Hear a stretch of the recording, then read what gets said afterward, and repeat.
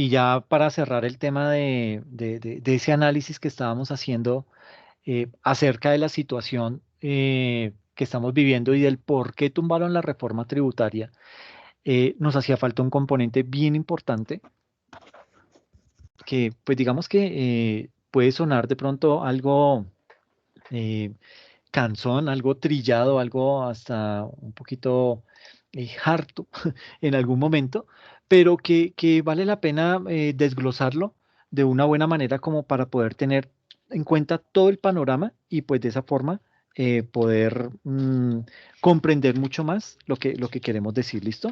Voy a tener aquí la lista por si de pronto alguien quiere participar y ustedes saben que yo les doy punticos por eso. Entonces, si están interesados, para que participen ahí, ¿listo? Eh, Profe, ya, dime. yo que le di en el chat el link, Ah, ok, ok. punto. Mentiras. Por Punto de Dios, actualidad. No, mentiras, profe. todo me lo cobran. Dios. No, pero está Profe, bien, es que este muchas es el gracias. grupo de los más pilos, veamos, llegamos puntuales, somos Así activos, es. eso mejor dicho, los puntos, y somos los mismos de siempre. Entonces, profe, Eso, ténganos ahí todos los puntos de todos. eso sí es cierto, eso sí hay que alabarlo porque que sí han estado muy juiciosos, como dicen.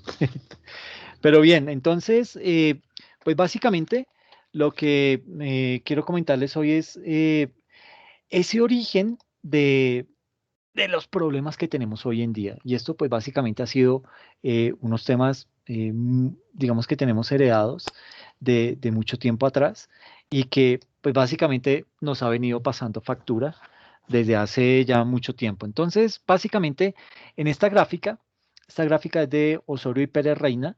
Ellos hicieron un libro del análisis de los ingresos y los gastos de Colombia. Es una recopilación de un análisis que se hizo del mismo estilo, o sea, contemplando los mismos conceptos de ingresos y gastos de diferentes países a nivel de Latinoamérica y pues a estos dos autores les correspondió Colombia. En ese orden de ideas, entonces básicamente aquí en esta gráfica lo que estamos viendo es cómo Colombia pues ha venido descuadrándose a nivel financiero. Entonces imagínense que por allá en el año de 1960 arrancamos con una gran caída a nivel de recaudo. Bueno, la línea continua es toda la parte de ingresos que ha tenido el país, ¿sí? Y la línea punteada son los gastos. Entonces, nótese cómo los gastos han estado siempre por encima y los ingresos por debajo. Pero, ¿por qué se descuadró el tema? Sucede que por allá en 1960, en la década de los 60, Colombia comenzó a vivir una gran disminución del recaudo de impuestos. Este fue el primer bajonazo. Y ese bajonazo lo que hizo fue que disparó el gasto, ¿sí? Entonces mira el gasto como está, el ingreso apenas por acá. ¿Y qué pasa con esta brecha? Pues que sencillamente el gobierno, eh, pues digamos que tenía que cubrir una serie de gastos y una serie de temas para el funcionamiento del Estado y obviamente pues no lo podía cubrir con los ingresos tributarios que tenía en esa época. ¿Y qué hacía? En esos años pues era muy fácil porque el gobierno lo que hacía era levantar el teléfono y llamar al Banco de la República y decirle, hágame un favor, Chinito, imprímame tantos miles de millones que necesito porque estoy descuadrado. Y simplemente el Banco de la República decía, sí, señor, y cogía y arrancaba a imprimir toda esa mano de billetes y se la inyectaban a la economía. Entonces pagaba, ese déficit lo pagaba por medio de impresión de dinero. Entonces volvía y equiparaba las cosas. Obviamente, pues después, una vez se equiparó, entonces lo que hizo fue, esto que disminuyó a nivel de recaudo, volvió y lo cobró, pum, volvió y subió el mismo tema y comenzó una escalada alcista a nivel de impuestos, pero en esta época todo le aplicaba era básicamente a las empresas. Entonces, siguió cobrando más impuestos, llegó un momento en el que otra vez los gastos subieron, superaron a los ingresos, llega este bajoncito aquí de ingresos y vuelve otra vez el país y queda en déficit. Entonces, ¿qué hace? Pues otra vez levanta el teléfono, señor Banco de la República, hágame un favor, imprímame billetes que estoy en déficit. Y volvían a imprimir y volvía y quedaba. Inclusive en esta época, mire que fueron mayores los ingresos que, la, que el gasto. Y de esa forma entonces sigue Colombia de, de- de- con esas malas prácticas, imprimiendo dinero, o sea, pagando esos déficits por medio de emisión de dinero. ¿Y qué pasó por allá a finales de los 80, de los 70?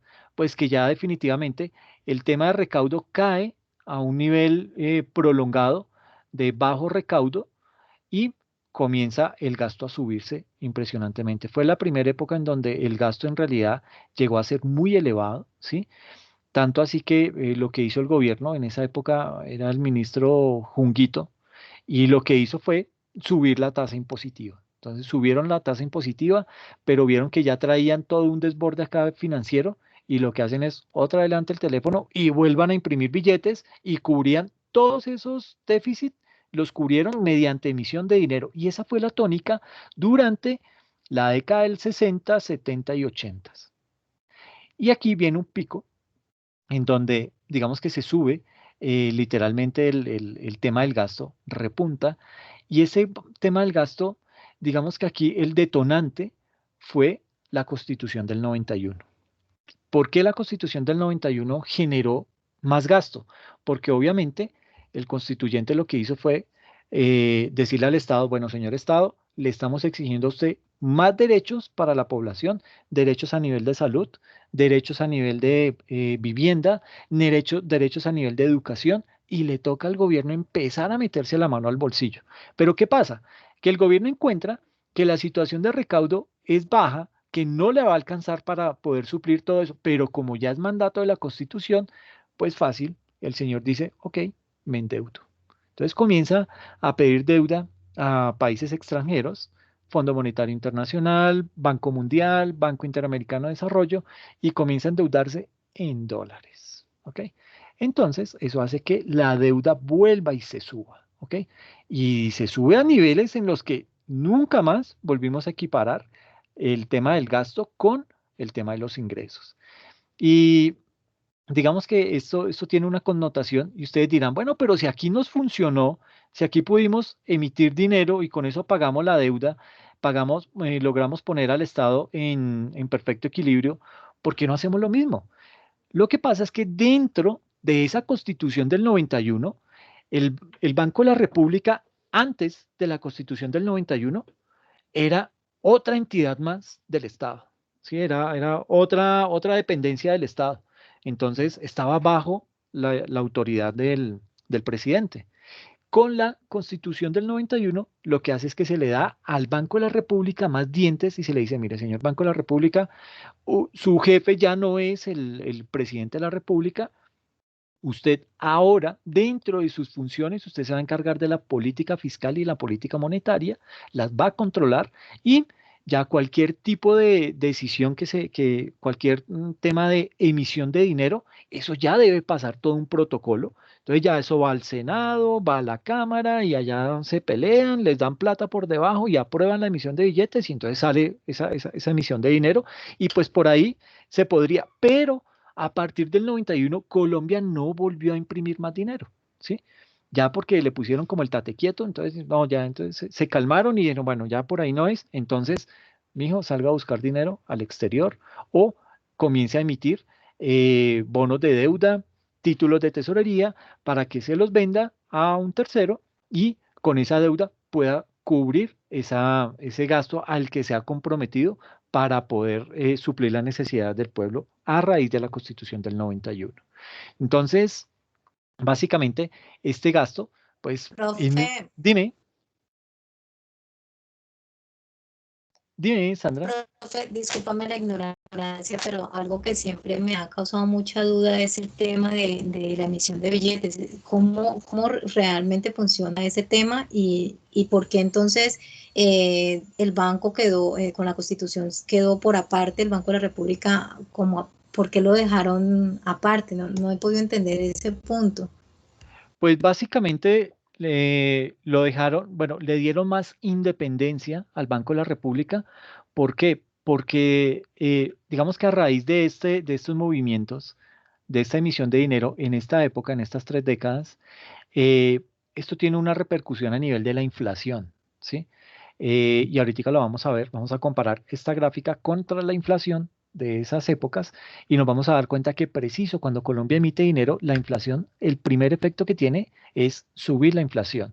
Es decir, nuestra moneda se deprecia más, lo que comprábamos hoy con 1.000 pesos, no es lo mismo que vamos a comprar mañana con 1.000 pesos cuando la inflación se va subiendo porque perdemos poder adquisitivo. Y lo otro del por qué le dieron la autonomía, por qué le dieron más independencia al Banco de la República, si aquí veníamos chévere, ¿cierto? Aquí esto lo cubríamos simplemente llamando al Banco de la República y emita dinero. Eh, pues precisamente era por eso. La inflación subió a unos montos inesperados, la economía se volvió eh, insostenible por esos altos márgenes de inflación. Por eso fue que como mecanismo para controlar la inflación, el constituyente lo que hizo fue darle esos poderes especiales al Banco de la República y darle autonomía para que él tomara la decisión si podía emitir dinero o no, pero además no era simplemente que el gobierno llamara y de esa forma él entrara a imprimir dinero. No, tenía que surtir otro protocolo. Perdón, un protocolo que ya pues tiene que ir al Senado, tiene que ir a la Cámara, lo aprueban o lo rechazan y ahí es cuando se le permite al Banco de la República hacer esa emisión de dinero. Eso es una forma de emitir dinero. La otra forma, y creo que ya lo habíamos hablado, y es la flexibilización cuantitativa, que es básicamente el gobierno dice, hermano, no tengo plata, pero mira, Banco de la República, tú y yo somos amigos, hagámonos suave. Vamos a hacer una cosa. Yo voy a imprimir, voy a generar deuda, voy a crear bonos. Yo, gobierno, voy a crear bonos del Estado y tú me los compras, ¿sí? Y de esta forma, pues, digamos que, eh, pues, como somos amigos, pues tú confías en mí, yo confío en ti, yo te pago eso más adelante, obviamente después de que tú me pagues las utilidades y de ahí entonces ahí cruzamos cuentas y una plata sale de un bolsillo y pasa al otro y digamos que no ha pasado nada. Entonces, por ese lado, se puede inyectar dinero a una economía cuando se necesite, que eso fue lo que hizo Estados Unidos. Estados Unidos en esta crisis lo que hizo fue, por medio de la Reserva Federal, inyectarle toda esa cantidad de dinero a la economía por medio de la famosa flexibilización cuantitativa. Entonces, por ese mecanismo, se crea más o menos el 15% del dinero de una economía. El 5% lo crea el Banco de la República o el Banco Central cuando emite dinero, cuando se pone a imprimir billetes, y el otro 80% lo crean sus amigos del Grupo Aval, sus amigos de Sudamericana, del Sindicato Antioqueño, en sus entidades financieras. Ellos crean dinero y no es porque tengan la máquina para imprimir dinero, sino que por medio de deuda inyectan esa cantidad de dinero a una economía. Entonces, cuando te dicen a ti, Sandra, Sandrita, mira que nos hemos dado cuenta que tú eres buena cliente, te vamos a aprobar un crédito, te preaprobamos un crédito de 50 millones de pesos. Puedes disponer de él, simplemente necesitamos que traigas la cédula y firmes unos pagarés. Ah, listo, y tú, claro, 50 millones de una, vas y pim, pim, pim, firmas, te depositan esa cantidad de dinero en tu cuenta y ya hay 50 millones que no existían en la economía, ya empiezan a circular en la economía por medio de la deuda. Y así se crea el 80% del dinero en cualquier economía de cualquier país del mundo. ¿Ok? Entonces, pues eso tiene repercusiones increíbles, repercusiones a nivel de inflación. Y si no me creen, pregúntele a Maduro, que les puede dar referencias del tema, o vayan hasta donde su amigo en Zimbabue, en donde tienen que comprar, y si quieren, digiten ahí nomás, inflación en Zimbabue, y van a ver la cantidad de billetes que la gente carga en carretillas para ir a hacer mercado. ¿Por qué? Porque la hiperinflación en Zimbabue está totalmente disparada y hace muchísimo tiempo que no la pueden controlar. Y esto pues se debe básicamente a la cantidad de dinero, países sobreendeudados que creen que con el hecho de imprimir billetes, ya con eso pueden solucionar el problema. Y no es así. Y eso fue lo que le pasó a Colombia en esta época. Entonces, comienza a imprimir billetes y obviamente la inflación se va disparando potencialmente. Pero básicamente aquí lo que quiero dejar en la retina de ustedes es que toda esta deuda se dispara básicamente por el tema de la aplicabilidad de la Constitución del año 91. Y eso que no se ha podido aplicar toda. Todavía hay temas que están ahí pendientes, pero lo que se ha logrado aplicar, mire lo que ha disparado el gasto. Y pues obviamente el tipo del recaudo pues no va nada bien. O sea, aunque se han hecho esfuerzos y cada vez hay más personas que pagan más tributos y todo eso, pues no se ha logrado llegar a los puntos ideales que se espera. Y eso pues obviamente impacta a esta economía, por un lado, digamos, el bajo recaudo a nivel de impuestos, pero por el otro es que mucha de esta deuda, casi que el 40% de la deuda que se adquirió para cumplir con los compromisos de la Constitución, lo que hizo fue adquirirse una deuda en dólares. Y en dólares, pues no es lo mismo pedir un préstamo de $1.000 a 1.800 pesos que tener hoy debiendo esos $1.000, pero a 3.700 pesos. Es decir, se me duplicó esa deuda en pesos. Y pues digamos que ahí en ese orden de ideas, pues el tema se me agravó. Entonces, por eso veíamos en la gráfica del presupuesto que el orden de la deuda en Colombia asciende a los 70 billones, ¿sí? Y de esa deuda, pues únicamente hemos podido abonar a capital 5,6 billones, en intereses se nos van 8,5 billones, en comisiones y otros gastos, el 0,1 billones de pesos. Esto a nivel de deuda externa y a nivel de deuda interna, pues los temas ya van subiendo un poco más. Principal, o sea, todo lo que tiene que ir a capital, 17 billones, en intereses 21 billones. mm, y eso ahí como para tratar de compensar cosas. Pero de todas formas, el tema sigue desproporcionado debido a ese endeudamiento que ha tenido el gobierno en dólares. Entonces ha sido lo que más nos ha perjudicado. Entonces, básicamente aquí, el aumento del gasto obviamente se disparó por la aplicabilidad de la Constitución del año 91. El gasto aumentó, pero los impuestos no crecieron a la misma tasa, ¿sí? Lo ideal era que estuviera subido también, pero pues digamos que no daba para eso. La época de los 90, es más, aquí a finales de los 90 fue la gran crisis financiera en donde el UPAC estalló y pues obviamente el gobierno tuvo que tratar de eh, dejar de echar mano a nivel de impuestos porque literalmente la economía estaba en crisis y estaba en crisis no solamente por aquellas personas que dejaron de pagar esos créditos hipotecarios, sino que estaba en crisis porque el sector de la construcción en su totalidad entró en una recesión. Y pues el sector de la educación, el sector de la construcción en Colombia, juega un papel preponderante, jalona muchos temas de la economía nacional. Entonces, eh, el hecho que estornude el sector de la construcción significa que a Colombia le da una pulmonía tenaz. Entonces hay que tratar de tener eso medio controlado. Y en la Profe, década, dime. de hecho, precisamente hoy se hablaba en las noticias que el paro ha ocasionado que el sector de la construcción haya tenido un gran bajonazo durante este mes. Sí, sí, sí, se ha visto netamente afectado. Yo veía por allá que en Santa Marta el tema se está disparando muchísimo debido en gran medida a que pues los materiales no están llegando y los que llegan pues ya llegan con sobrecostos porque peajes, pago de vacunas, etcétera, etcétera. Entonces eso está llevando a que ese tema digamos que se vea también muy afectado, pero no es el único. Sí, aquí desafortunadamente con todo este tema de los bloqueos, pues se está generando muchos conflictos en muchos aspectos de la economía nacional. Nidia, cuéntame, ¿tienes la manito levantada? Sí, profe, digamos otro ítem o otro aspecto que se podrá agregar ahí sería cuando aparecieron las pirámides, o sea, los captadores de dinero, en donde o sea, ofrecían unas ganancias pues exageradas. No sé si esto también afecte la economía.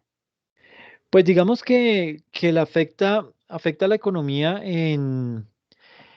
digamos que esas captadoras de dinero en esa época básicamente lo que hicieron fue lavar dinero del narcotráfico. Entonces, pues obviamente si eso dispara términos de inflación. ¿Por qué? Porque ya es más de un dinero que no estaba en la economía y que no fue impreso o emitido por el Banco de la República, sino que por vías ilegales llegaron a la economía, pues también eso repercute en en el tema de la subida de la inflación. Es más, ese es uno de los argumentos. Bueno, todo esto porque se los estoy contando, porque la semana pasada de la Universidad Nacional, un grupo de economistas emitieron una carta dirigida al gobierno en donde le decían, hermano, mire, si le quedó grande, nosotros le vamos a ayudar. Entonces, mire, imprima billetes, imprima dinero, porque es que con eso usted va a poder a corto plazo salir de los problemas y después le mencionaban ahí otro tipo de jugadas que se podían hacer a nivel macroeconómico para que la inflación no se fuera a subir y con el compromiso de que no volvieran a imprimir más dinero. Entonces, después del 91, esta sería la primera emisión de billetes que haría el Banco de la República, porque no la ha vuelto a hacer. Entonces, lo que hizo fue mandar esa carta, una gran cantidad de economistas de la Universidad Nacional. Entonces, eso levantó mucha ampolla y han salido estudiosos bueno, a los de la Universidad Nacional les dicen los economistas heterodoxos, entonces salieron los economistas ortodoxos, que son los que básicamente, ¿cómo se le ocurre imprimir dinero? Usted es que no sabe, es que no ha tenido en cuenta que eso dispara la inflación y no sé qué. Entonces comenzó ahí como una pelea vía Twitter y todo esto, y pues eso fue lo que me dio pie para traer este tipo de tema y explicárselos un poquito con el ánimo de tener una visión mucho más completa de la problemática que teníamos. Y obviamente cuando eso pasa, pues digamos que cuando los ortodoxos le muestran a los heterodoxos, es decir, a los de las naciones, dicen, mire, pero ¿cómo le ocurre que va a proponer usted que imprimamos dinero si mire, la estadística nos muestra que tan pronto se imprime dinero, se sube la inflación? Y obviamente pues ellos dicen, sí, es cierto, se sube, pero no es el único componente. No es que la inflación se dispare solo por la emisión de dinero. Y en esa época, es totalmente cierto, ahí había dinero del narcotráfico, ahí había todo el tema que tú mencionabas de las pirámides. Entonces, fue una inyección de capital que obviamente hizo que la inflación también se disparara. Pero básicamente los ortodoxos dicen, no, no es una buena práctica. Y es más, se espera que por ahí en unos 3, 4 meses Estados Unidos entre en una recesión impresionante por temas de hiperinflación en Estados Unidos. Y cuando hablamos de hiperinflación, estamos hablando de un Venezuela, de un Zimbabue, de una Alemania después de la Primera Guerra Mundial, de un Hungría, países que han vivido temas de hiperinflación fuertes, pero que digamos que los que han sido prolongados en el tiempo ha sido Venezuela y Zimbabue. Alemania, Hungría, y se me olvidó el otro, que ha vivido harto tema hiperinflacionario, pues digamos que lo han solucionado en corto tiempo. Se estima que lo de Estados Unidos se demore un resto. Y si Estados Unidos se enferma, nosotros ya saben lo que nos pasa. Entonces, pues hay que tener mucha precaución con eso. Y esto, pues básicamente lo estoy comentando por esas peleitas en Twitter, que derivó en todo este tipo de escándalo. Y es más, aún hoy sigue la pelea porque pues no, los ortodoxos no están nada conformes con esa propuesta y lo único que le dicen al gobierno es, no sea bobo, ¿cómo van a meternos en tremendo problema? No ve que se nos va a subir la inflación y la moneda se va a depreciar más. Y esa deuda, usted tiene tanto de deuda y el 40% es en dólares, pues más nos va a costar esa deuda. Entonces, como que uno dice, de pronto me sale más caro el caldo que los huevos y de pronto es una jugadita, como diría Macías, que no vale la pena jugar, ¿ok? Y siguiendo acá, entonces dice aquí que luego del 91 el déficit se ha pagado con deuda doméstica y en menor medida con deuda extranjera. Mm, Más bobo no podía ser. ¿Quién yo? Sandra, dime. Bueno, el No, gobierno. profe, el gobierno. Ok, ya iba a borrar unos punticos por ahí. Bueno, y entonces, ¿cómo estamos en términos de déficit fiscal y de deuda? ¿Qué tal el tema? Pues imagínense que en tema de deuda fiscal, pues digamos que el tema, aquí tenemos que hablar de un componente, de un término que se creó en el año 2012. bueno, en el año 2011, mediante la ley 1473 de ese año, y empezó a regir desde el 1 de enero del 2012, y es la famosa regla fiscal. Y usted dirá, bueno, pero ¿qué es esa regla fiscal?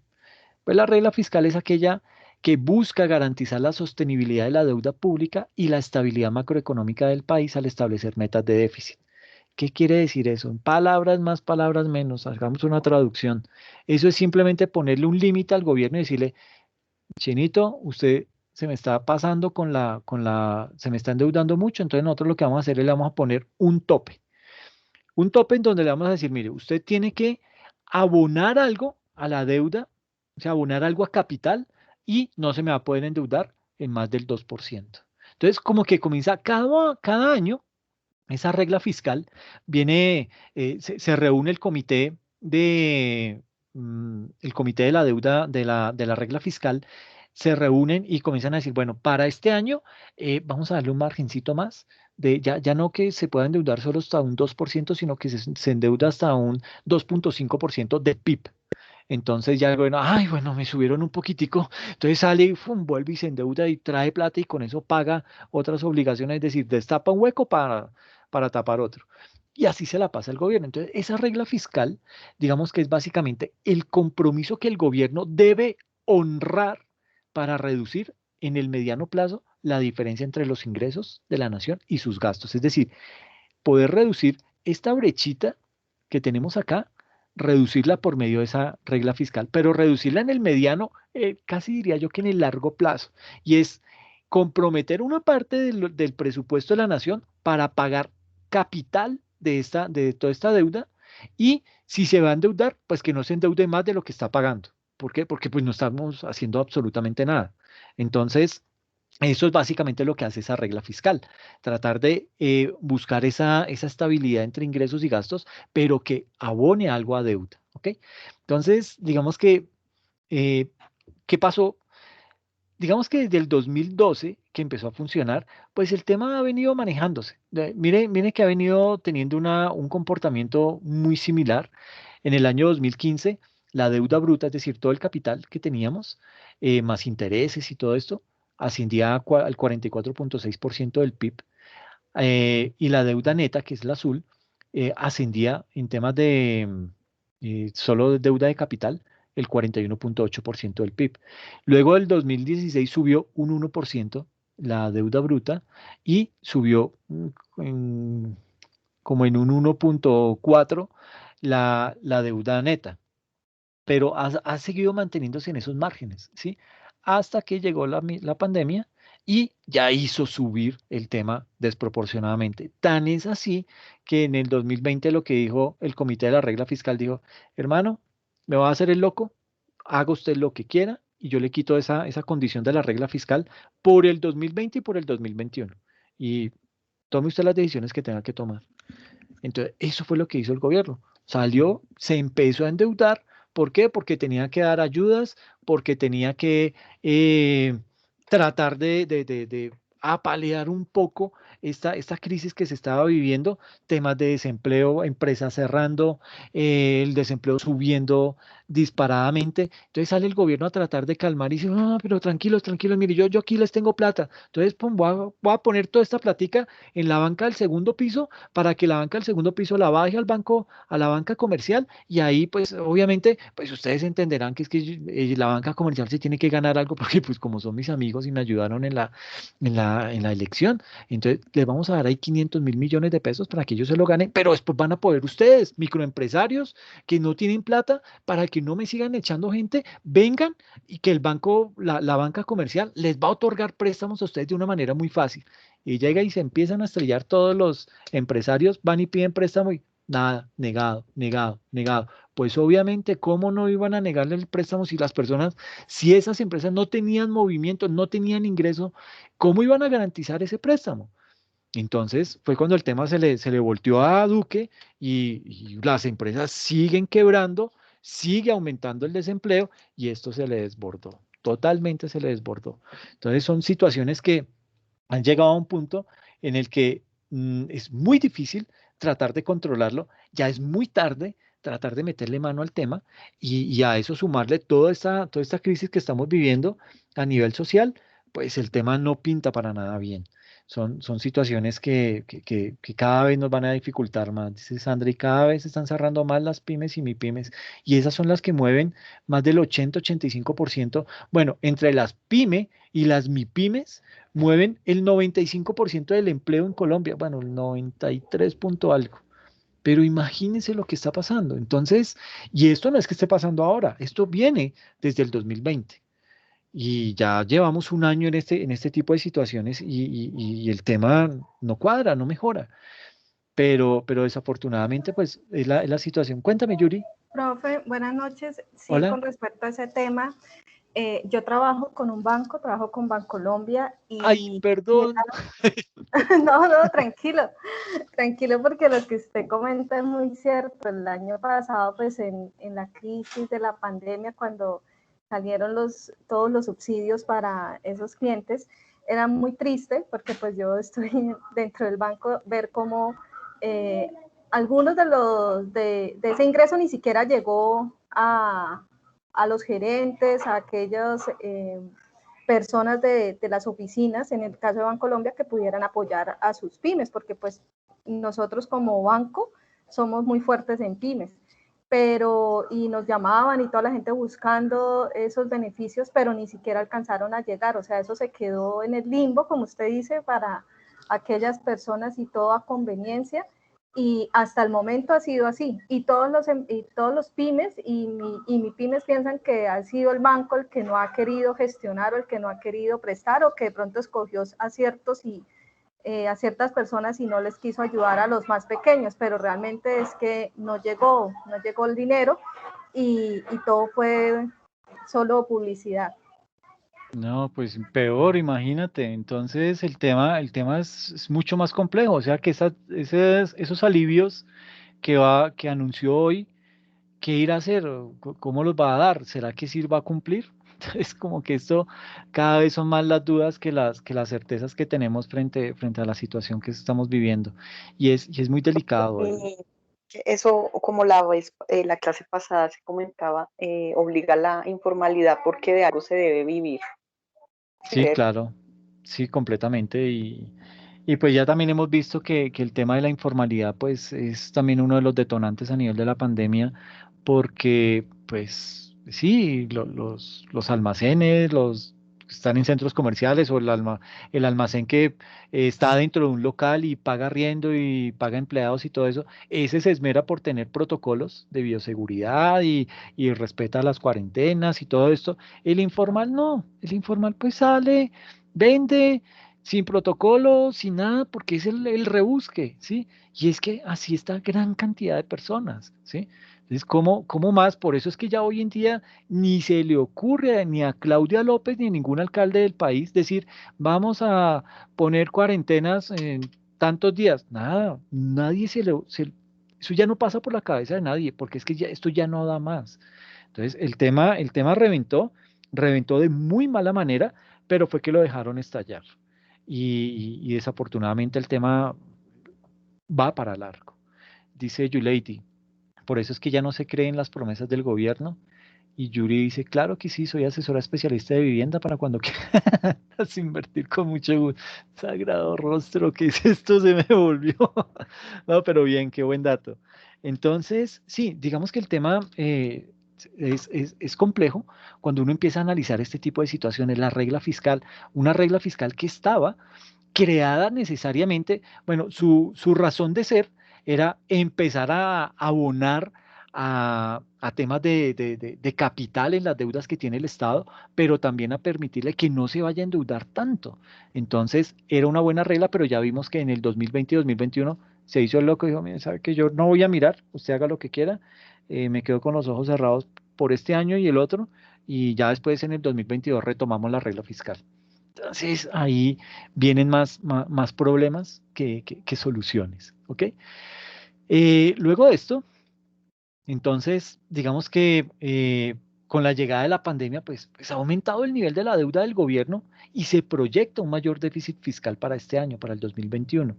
En concreto, el Ministerio de Hacienda prevé que el déficit aumente a un 8,6% del PIB y 3.5%, 3.5 puntos porcentuales más de lo que esperaba en el marco fiscal de mediano plazo del año pasado, que era el 5.1, es decir, se sube 3.5 más y vamos a llegar a un tope del 8.6%, y eso es muy alto, ¿sí?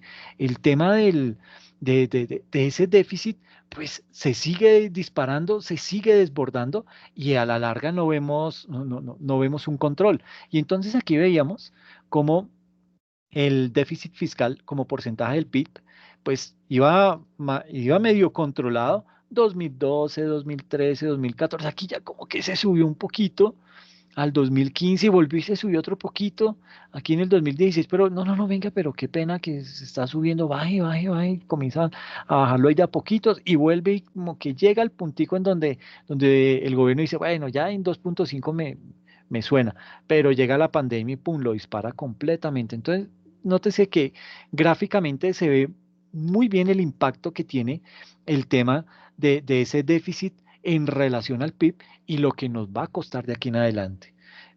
Digamos que en ese tema de todo lo que tiene que ver con este déficit fiscal, pues se prevé muchas situaciones. Es más, los expertos consideran que los motivos que desplazaron los gastos de 2020 a 2021 fueron razonables. ¿Y fueron razonables en qué sentido? Porque fueron orientados a dar ayudas a las personas que más lo necesitaban, ¿sí?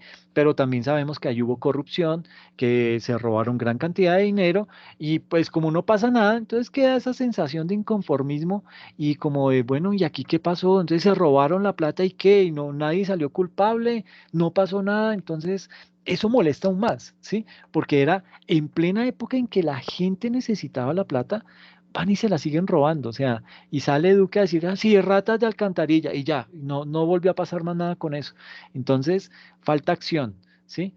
Y falta acción en muchas medidas. Pucha, es que cuando usted ve que el fiscal es el amigo de Duque, que el procurador fue la profesora de Duque, que el defensor es el amigo de Marta Lucía, que el contralor es el pupilo de Uribe. Entonces usted ve y dice, no, ahí no hay nada que hacer, o sea, esto no va a prosperar nunca, esto va a seguir vamos a seguir dando vueltas en círculos, y la situación no se va a arreglar porque entre ellos mismos se cuidan, ¿sí? Y perdónenme si estoy metiéndome en temas políticos, pero digamos que necesariamente hay que parar en eso, ¿sí? Esto se debe en gran medida a malos manejos que ha tenido el Estado, y no precisamente Duque. Esto viene de mucho tiempo atrás. O sea, esto sería una bobada decir que es que esto es un problema de Duque. Esto viene de muchísimos años atrás, ¿sí? Lo que pasa es que ya, eh, vuelvo y digo, como dicen los carteles de los muchachos que salen a manifestar, se metieron con la generación que no tiene nada que perder, y estos sí salieron a protestar, y estos se van a parar en la calle. Entonces, el problema es hasta cuándo, ¿sí? ¿Quién va a dar el brazo a torcer? ¿Quién va a ceder? ¿Sí? Y a eso el agravante de la población civil ya armada, una población civil disparándole a la misma población civil, eso no se había visto. Entonces, si hoy ya salieron a decir que no, es que eran armas traumáticas, armas de juguete, pero esas armas de juguete también las transforman y las vuelven armas de verdad, y pues digamos que la única forma de saber eso es que la policía capture esas armas y le haga la revisión, pero como le disparan y ellos se hacen los locos, entonces pues digamos que el tema cada vez se está volviendo mucho más complicado, y este tema de orden social va, digamos que yo lo veo muy complicado que se vaya a resolver lo más pronto posible. Y aquí entonces, digamos que cuando empezamos a hablar de este tema de déficit fiscal, tenemos que empezar a hablar acerca de digamos que cuando estamos enfocándonos en el déficit fiscal, estamos mirando básicamente que los gastos son mayores que los ingresos.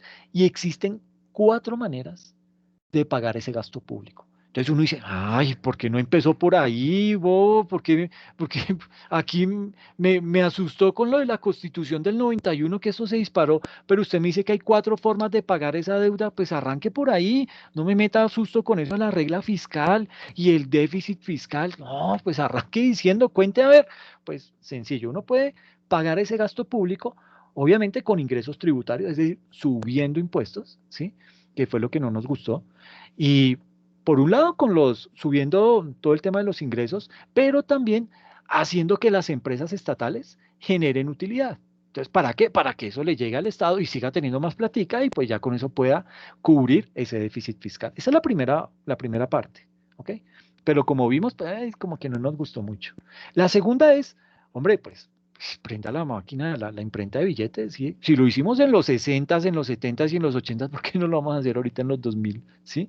Hágale, prenda eso. Esa es la segunda.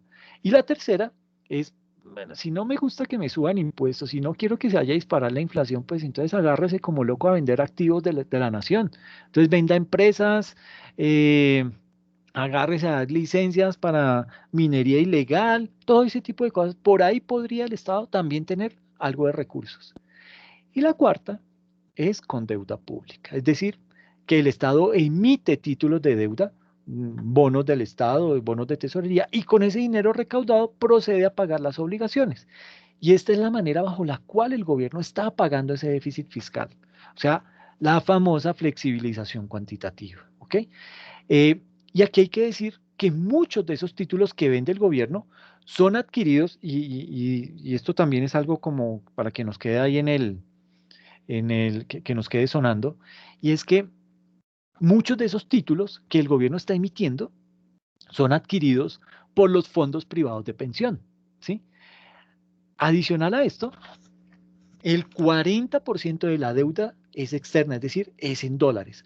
Entonces, si yo soy el gobierno y digo, miércoles, estoy endeudado, ya voy a tener que pagar deudas o sea, los bonos que mis amigos, los fondos de pensiones me compraron, me va a tocar ya pagarlos porque se vencen.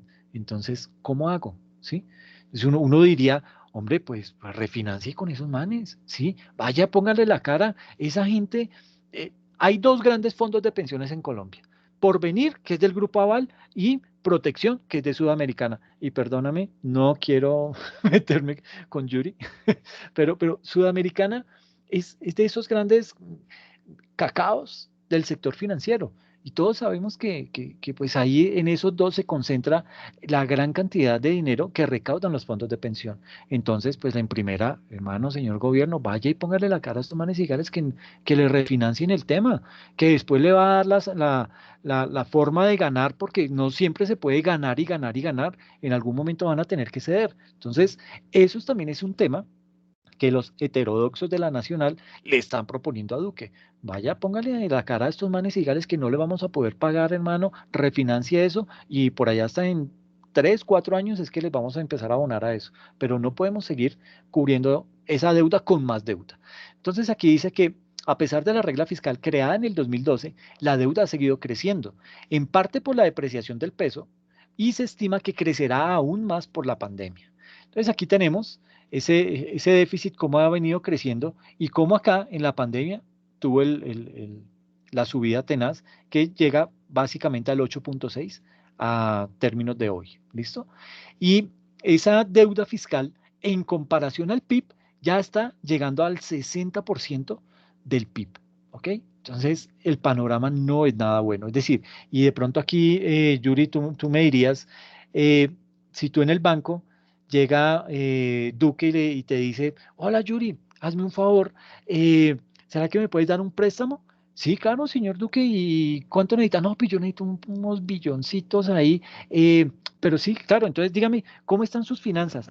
No, Chinita, lo que pasa es que yo estoy, pues digamos que ahorita no tengo cómo garantizar entradas para el Estado porque la reforma tributaria no me la han aprobado, pues tú te diste cuenta que además yo te vi a ti protestando, entonces no vuelvas a hacer eso. Entonces, yo necesito que me ayudes con eso, pero es que no tengo cómo respaldar la deuda. Uy, pero doctor, y entonces, y bueno, ¿y cómo está la deuda? No, ¿cómo me vas a preguntar eso? Pues, imagínate, tengo de mis ingresos, el 60% es deuda. Entonces, ¿tú qué le ofrecerías a Duque, Yuri? ¿Qué tipo de línea de crédito le das?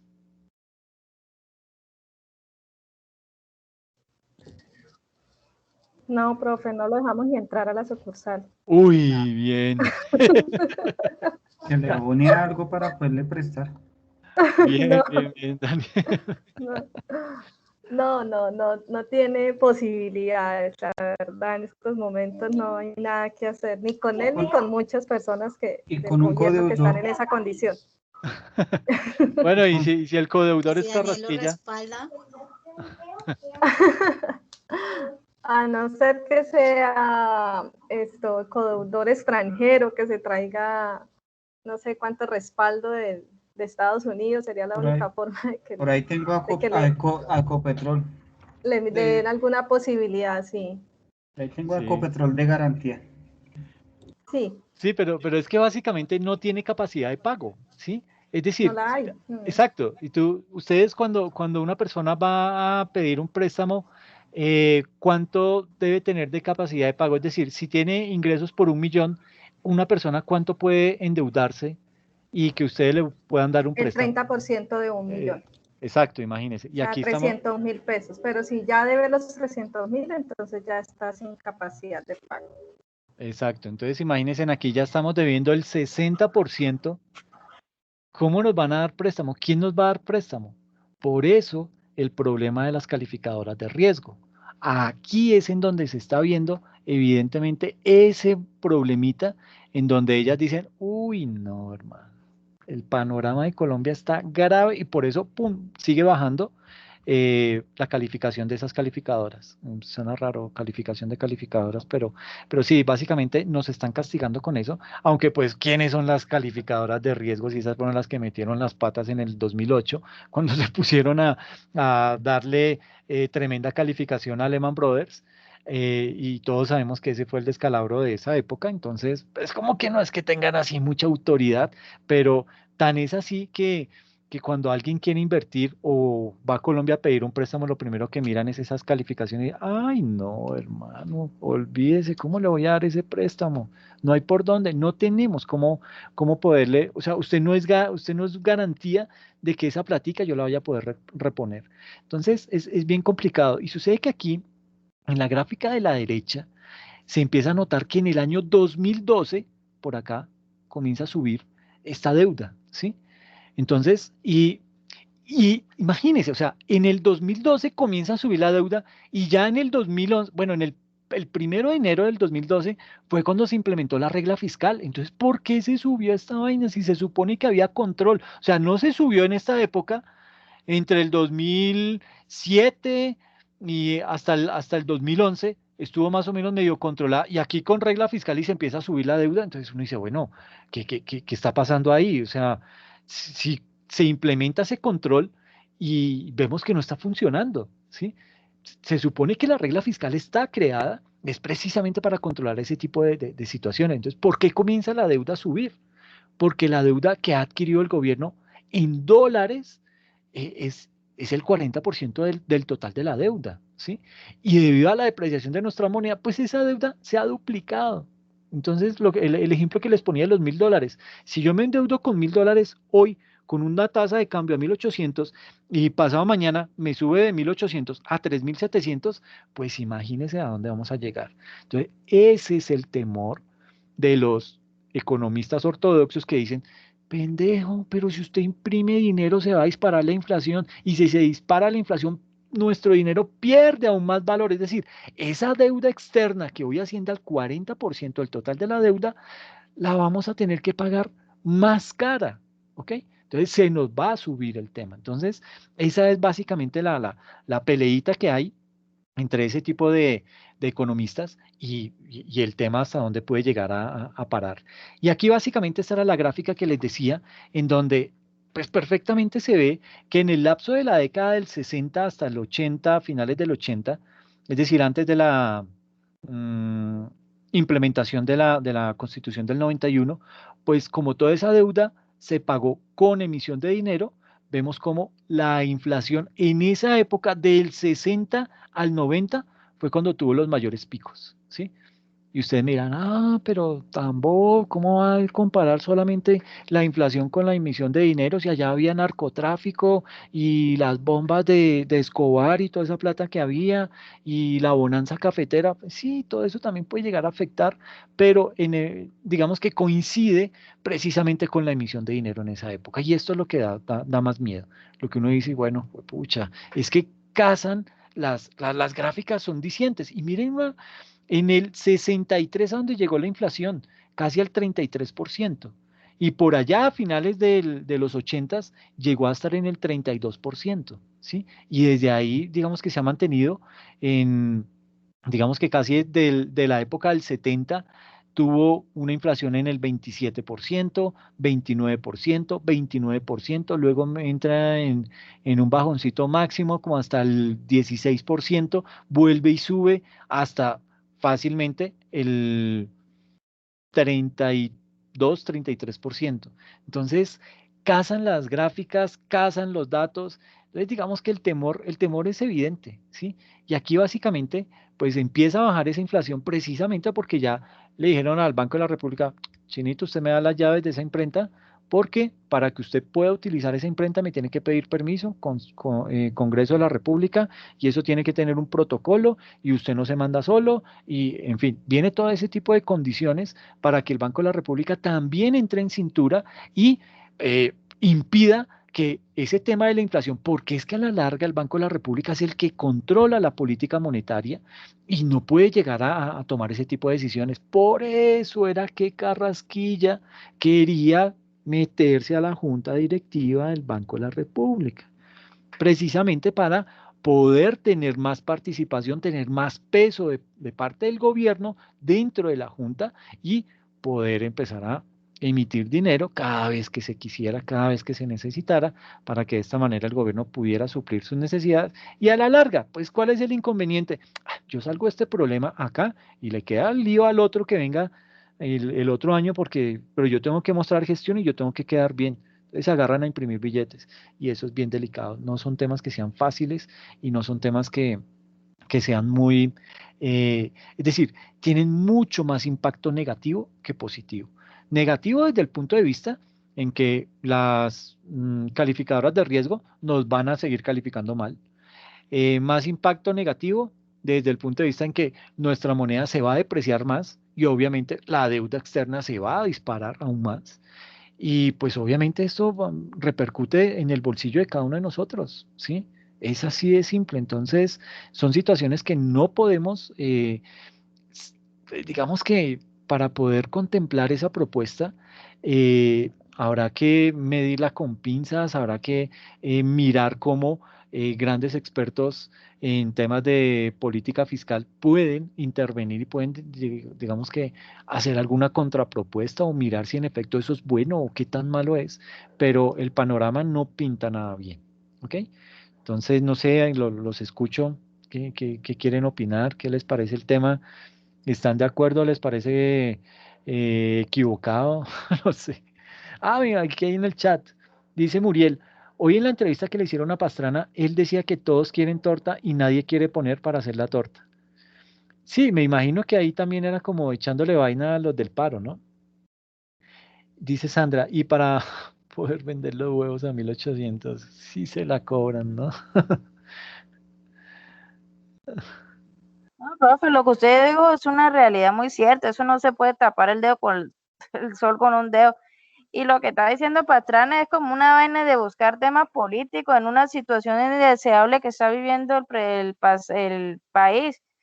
Y no hay que desconocer el tema, el desconocimiento que tiene Duque frente a esto y dejándose dominar por ciertas personas ha llevado a un país que su economía pues está bajando, no es muy que digamos que esté bien estabilmente y ahora frente a eso pues no es económica bien viene ahora frente a una imagen desfavorable que está teniendo con un estado, un gobierno, porque no le digo estado, un gobierno que está contra los derechos humanos. Todo esto va a tener réplica en el tema tributario y en el tema economía. Entonces, al tener el efecto de la economía, ahí téngalo por seguro que se nos viene una reforma tributaria. Si no este mandato, el otro mandato traerá su reforma tributaria para empezar a dejar todo, tapar estos rezagos que está dejando la administración. Y ahí nos toca cubrir a nosotros por las malas decisiones de Duque. O sea, no le cuesta, ¿qué le cuesta hablar con la ciudadanía? Porque siempre tiene que hablar con el comité de paro que dice que de jóvenes y puros señores de edad. ¿Dónde están los jóvenes? O sea, a este paro y esta pandemia, al momento él no le va a traer los efectos económicos, pero sí tenga lo que venga el otro mandato, ahí sí va a haber el rezago que vamos a tener, el hueco que vamos a tener más grande, y la reforma tributaria que se nos viene porque se nos viene, eso sí, no hay que descartarlo. Sí, exacto, eso sí ya, eso es un hecho. Obviamente mucho más maquillada, más depurada, porque ya pues hasta los mismos gremios alzaron la mano y, ay, sí, sí, sí, no, nosotros ayudamos, no, tranquilo. Súbanos a nosotros la tasa y asumimos esa diferencia y ya después miramos cómo le cobramos al pueblo. Pero por ahora, para que esto se calme, nosotros cubrimos esa obligación. Pues sí, o sea, porque ahora sí, si ellos es que vuelvo y digo, es que el peor error que puede haber hecho Carrasquilla fue haber tratado de vender la reforma tributaria en los gremios. Ese fue el problema.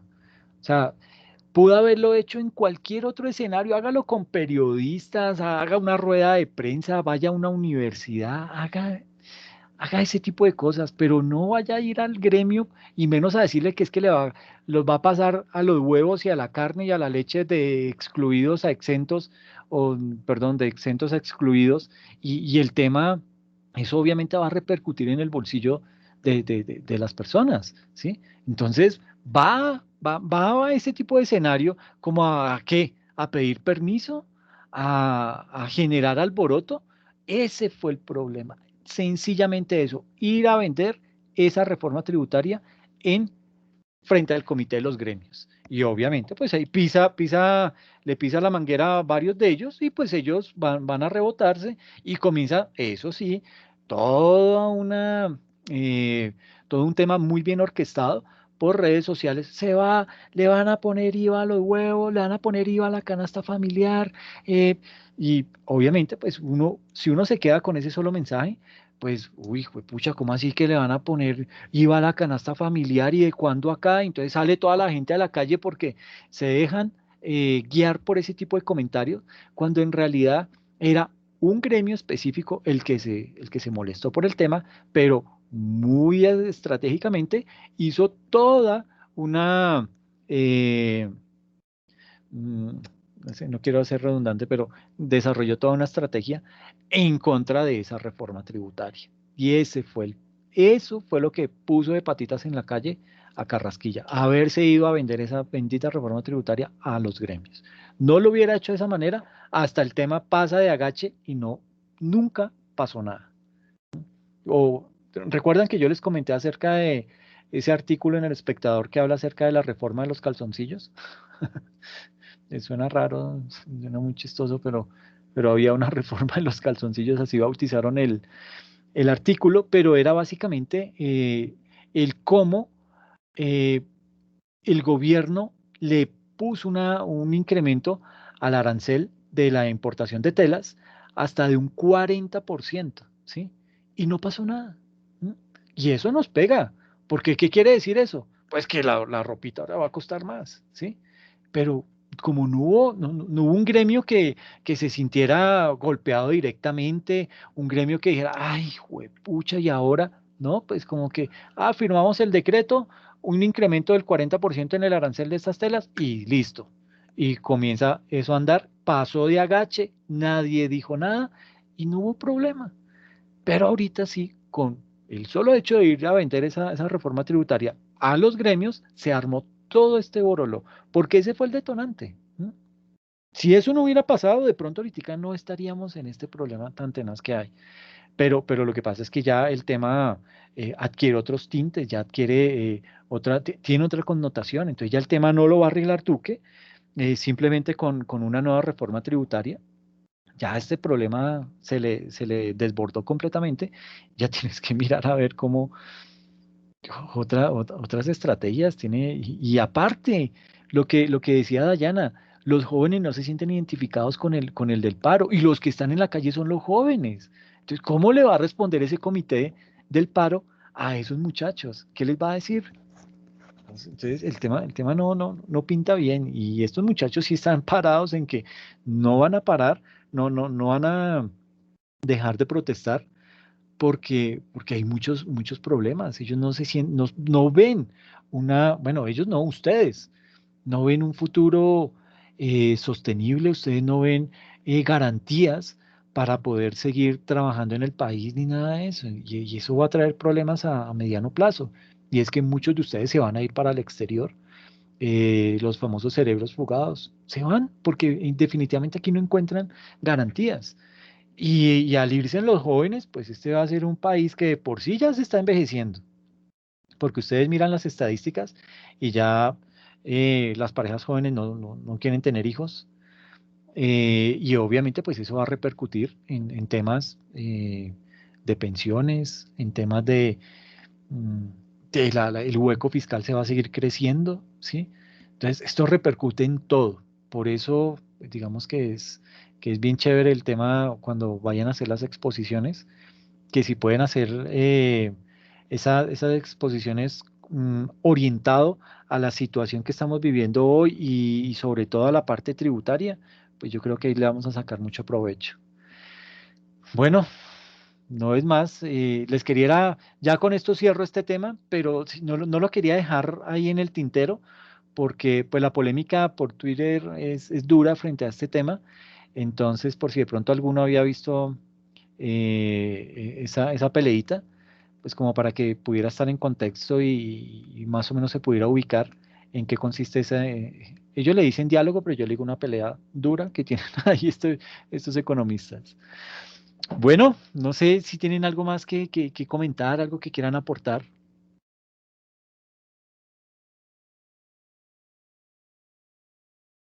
Profe, Dime.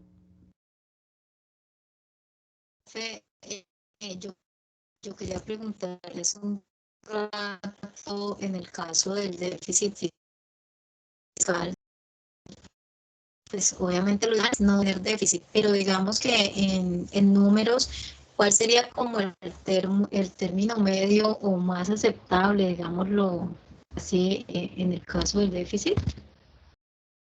De déficit fiscal. Entonces, pues aquí tenemos las cifras de déficit fiscal, obviamente comparados contra el PIB.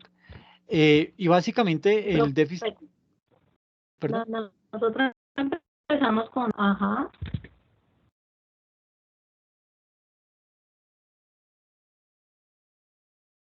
es que se te escucha entrecortado. No sé si de pronto más bien quieras escribir. sí, sí, dale, profe, es que acá me llega tarde el sonido.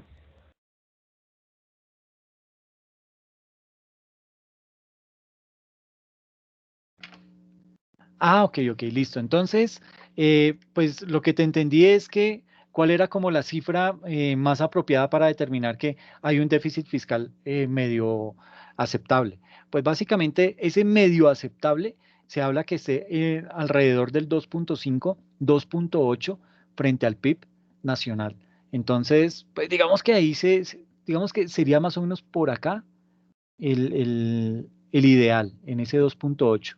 Y noten que más o menos a finales del 2019 el PIB llegó, el déficit fiscal llegó a estar en el 2.5, bueno, 2.6, pero ya después con la pandemia esto se disparó. Entonces el tema aquí es básicamente empezar a mirar cómo controlar ese déficit fiscal, pero es que ese déficit fiscal necesariamente tiene que ir atado a una reforma tributaria, tiene que ir atado a garantizar que el gobierno va a tener dinero para poder cubrir todos los compromisos que tiene adquiridos desde años atrás.